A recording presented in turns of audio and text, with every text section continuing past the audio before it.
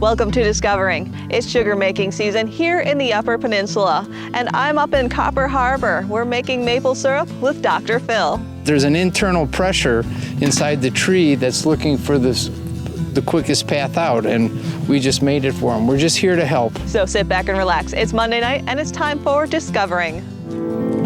The secret streams that flow beneath the cliffs of colored stone. Forest thick and healthy with birch and pine and oak. Surrounded by the greatest lakes this world has ever known. The black bear's awesome presence as he roams the hills and fields. Call of the timber wolf, the loon's lonesome trill. The eagle soaring high above, the trout lies deep and still. These are what I treasure, the only way I measure feelings that I have for this fine land. There is so much to discover when you're a long-time lover of northern Michigan.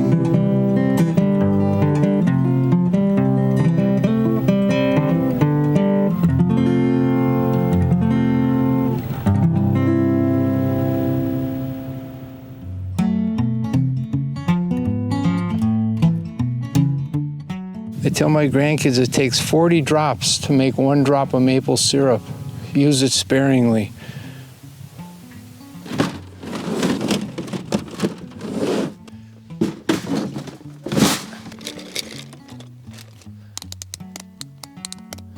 I'm getting ready for the first flow. Usually the first flow is can be the sweetest, so you really don't want to miss that first flow. I have a quota, because this is a one-man show, I have a quota of just making 5 gallons. And that's taking out a couple 100 gallons on snowshoes of sap. And that's plenty of work for me.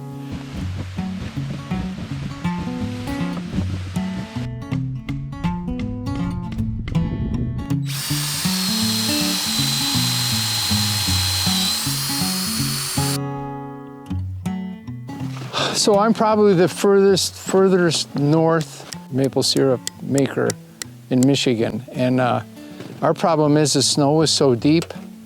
This year we're 100 inches less than we were last year. So it takes a little bit longer for the trees to thaw here.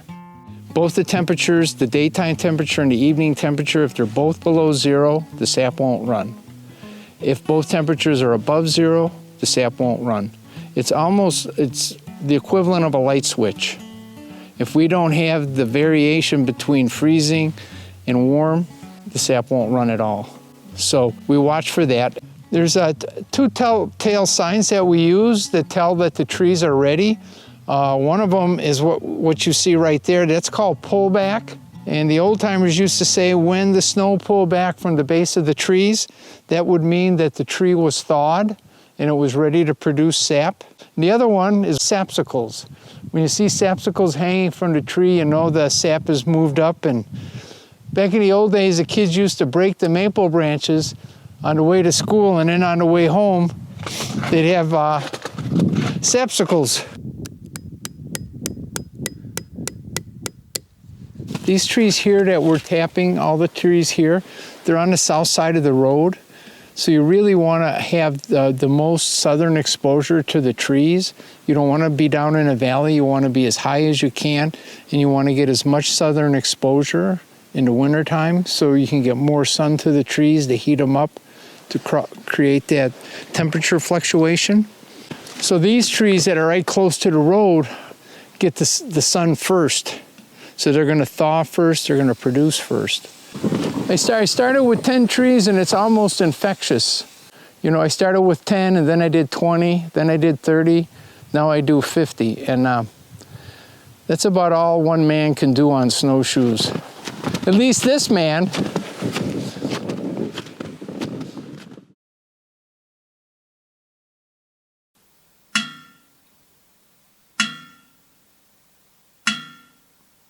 There's some round bark. So this was several years ago where it tapped. And then we move over and up, and you can see the round bark here. And then progressively, as we move over and up, that's each year that it's been tapped. So they heal by themselves. When you tap a maple tree, you actually stain the wood. So that's why we want to move over and up. So it's kind of a pointed elliptical stain sitting right here. And it can go several inches in both directions. So I want to come over and up so I have nice, clear sapwood, which is going to be white. And then we want to drill it on an upward angle because we don't want the sap to freeze in there overnight. And you'll see the white wood coming out, so you know you're right in the sapwood. It's also very important that you don't want to come in and out too many times. You do want to bring the sawdust out, but you don't want to wobble your drill bit on the inside, because if your tap is not in there tight, all the maple syrup will run down the trunk. So you tap about somewhere between 2 and 2.5 inches in to get, you're in the sapwood. All my drill bits have a piece of black tape on it, so I know exactly when to stop. So all of the tap holes are the same depth. They have to be about 10 inches in diameter, 10 to 12 inches to tap them. And here comes the first drip. So the trees are ready. I laugh. That's pretty exciting to me. You know you're tapping at the right time. I smile. There's an internal pressure inside the tree that's looking for the quickest path out, and we just made it for them. We're just here to help. It's really nice when you have a really nice sap flow and you can stand here on the road and you can actually hear all of the taps dripping. It almost sounds like a symphony. I mean, it's just a beautiful, beautiful sound.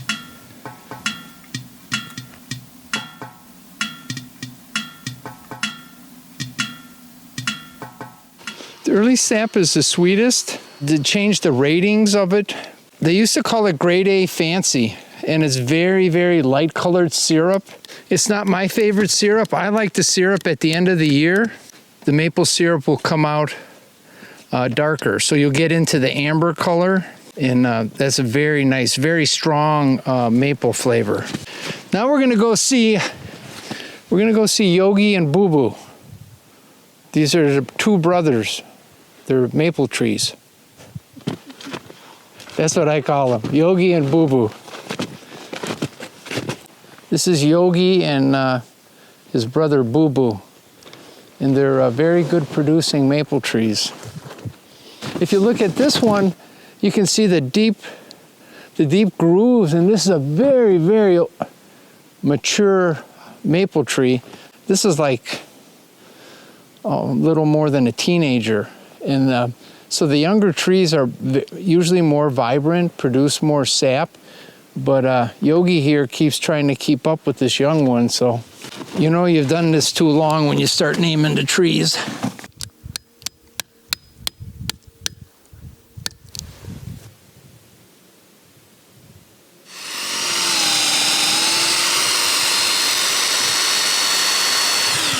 He'll have a nice sound, this one. Oh my goodness, let's catch him. That's a good drip. A drip a second, that's a good drip. The other thing you look for is the canopy. And if it has a lot of space between all the other trees, and it has a lot of canopy where it can capture the sun and do more photosynthesis, you'll get a lot more production out of it. And when you look at this one, it has a lot of side branches, so that's really good.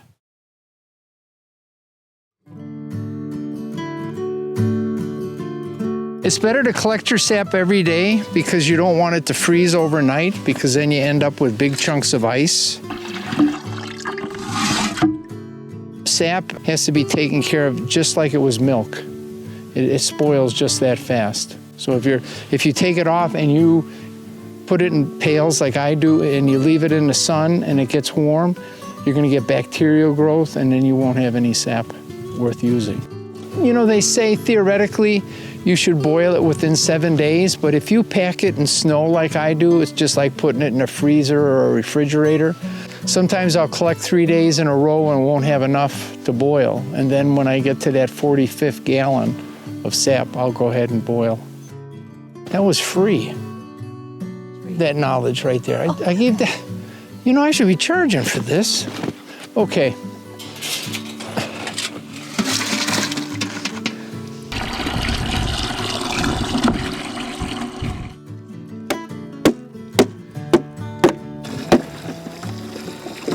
That's beautiful sap. Old Boo Boo's almost full.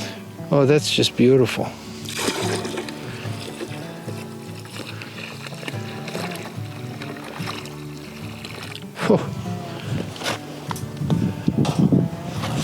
And Yogi's almost full.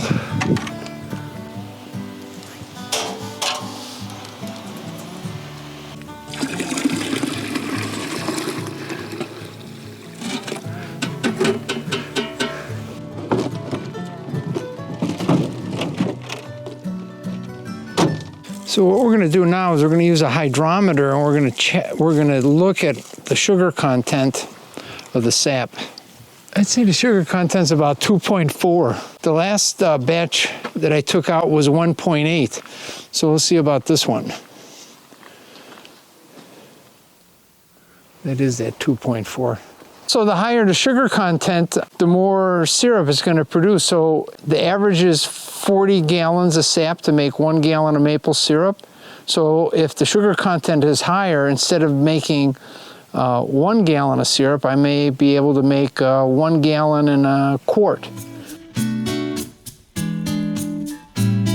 This boiler holds 30 gallons, but it's always better to start and just keep it about 2 inches, because the main thing you want to do is keep the maple sap boiling as much as you can, because the whole point of doing this is to get the maximum amount of evaporation. It takes about 6 hours, so the whole point is to keep your fire really hot and keep the sap boiling, or you'll be out here for God knows how long.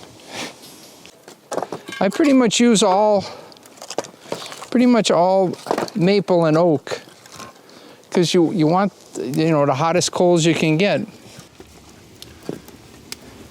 And so what we want to do is we want to make sure everything that we do from this point forward, we take as much foreign particles out of the sap as we're boiling it as we can. And I begin to get all of the bark and little particles that may have come off the tree, maybe in a windstorm. And if you were to taste it, it tastes a little tiny bit sweet. I'm going to begin to preheat some of the sap back here by the chimney. So once that gets warm, we're going to drizzle this sap into the pan. Like I said, we want to keep the maple syrup boiling. So if I pour in a large amount of cold sap, I'll lose the boil. Then I've got to stoke the fire, get the rolling boil back up. So if I can preheat the sap and then just drizzle it in, so it's kind of like as it evaporates out, I keep putting more in, and I don't lose the boil. It's amazing how crystal clear the sap is when it comes out of the tree, and how we reduce it down so much that it turns like liquid gold into maple syrup. It's just a fascinating process. You can see that it creates a lot of foam in the sap as it's boiling, and a lot of that is minerals that was in the sap. So again, the more of the foreign material we can take out, the clearer the maple syrup will be when we're done. So we want to take as much of that foam off. Foam is blocking the evaporation. So the more foam we can get off, the more that steam can get out. This is some of the trade secrets right here. You know, every year you do it, you get a little bit better. You figure out new ways to do it.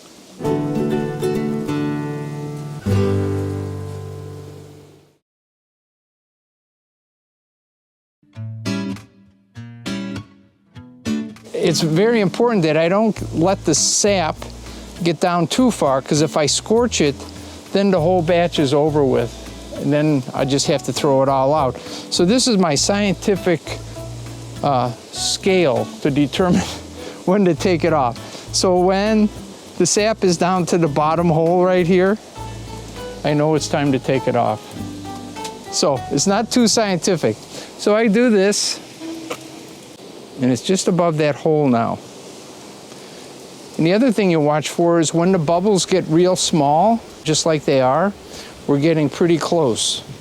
And then I take what I call pre-syrup off the fire, and I put it in a stainless steel container, and I take it into the camp, and then I finish it and take it from pre-syrup, which is about 3 gallons from the 45, and then I'll boil it down again in a more controlled environment and get down to 1 gallon of maple syrup, hopefully.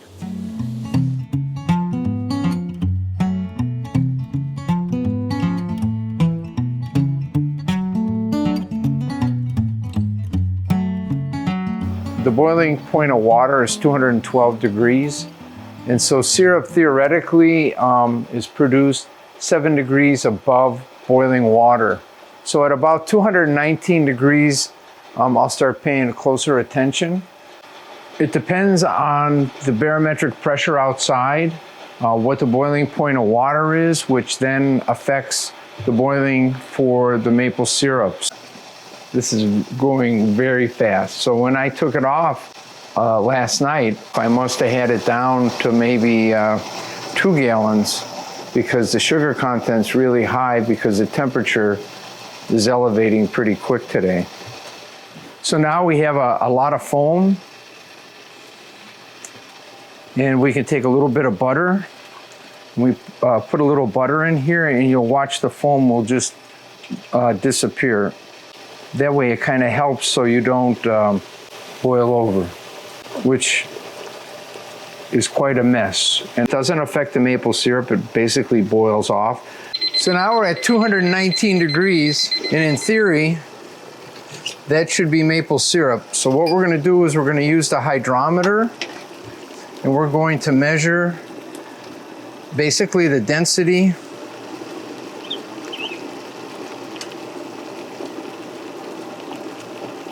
and so we want it to come up to this red line, but you can see it's sinking, so it's not syrup yet. So we're gonna leave it on there for a little bit longer. So 66.7, that's the percentage of sugar that's in the maple syrup. So that's an industry standard, is 66.7. If it's too high, it'll become too thick, and then we start moving into the candy. If it's lower than 66.7, then it's going to be very runny and thin. So that's why we use the hydrometer, and it has the mark on here, this red mark that tells me this is basically 66.7. This is 221 degrees.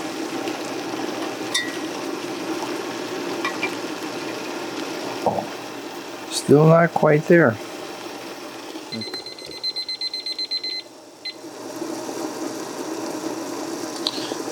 I'm going to say we have maple syrup.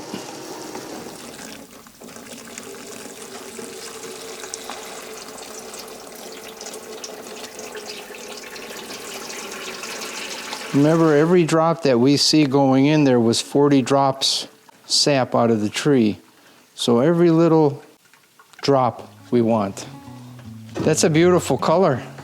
So now we're going to put it back over here, and we're going to take it up to 187 degrees so we can bottle it.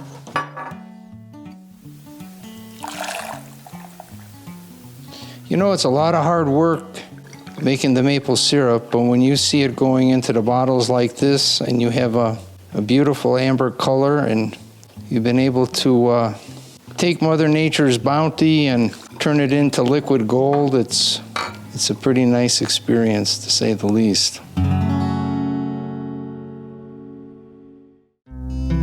That's all for tonight, and I hope to see you right back here next week for Upper Michigan's very own Discovering.